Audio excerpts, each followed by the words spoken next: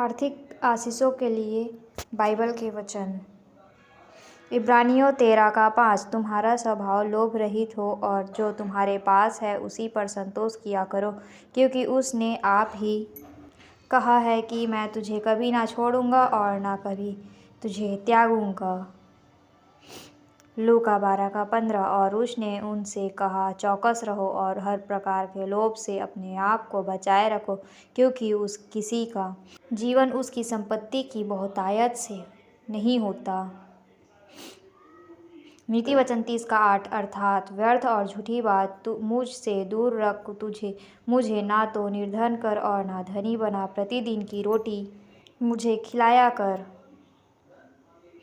मत्ती 6:24 कोई मनुष्य दो स्वामियों की सेवा नहीं कर सकता, क्योंकि वह एक से बैर और दूसरे से प्रेम रखेगा, वह एक से मिला रहेगा और दूसरे को तुच्छ जानेगा। तुम परमेश्वर और धन दोनों की सेवा नहीं कर सकते।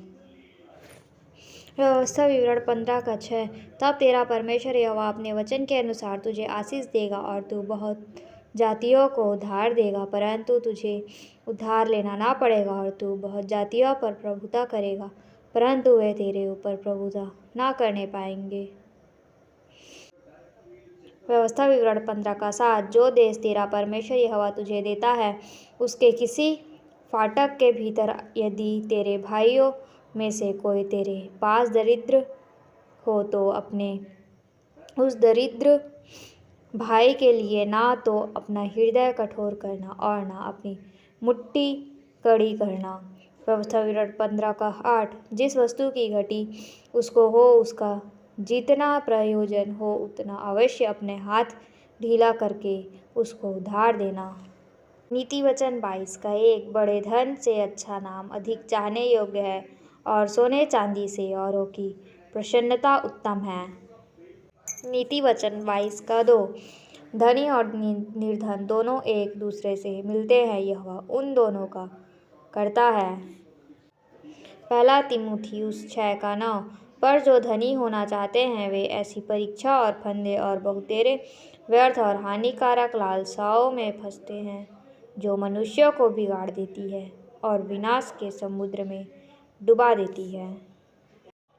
पहला तीमुथियुस 6:10 क्योंकि रुपये का लोभ सब प्रकार की बुराइयों की जड़ है, जिसे प्राप्त करने का प्रयत्न करते हुए कितनों ने विश्वास से भटक कर अपने आप को नाना प्रकार के दुखों से छलनी बना लिया है। नीति वचन 23:3 उसकी स्वादिष्ट भोजन वस्तुओं की लालसा ना करना, क्योंकि वह धोखे का भोजन है। नीति वचन 23:4 धनी होने के लिए परिश्रम ना करना, अपनी समझ का भरोसा छोड़ना। नीति वचन 23:5 क्या तू अपनी दृष्टि उस वस्तु पर लगाएगा जो है ही नहीं, वह उकाब पक्षी के नाई पंख लगाकर निसंदेह आकाश की ओर उड़ जाता है।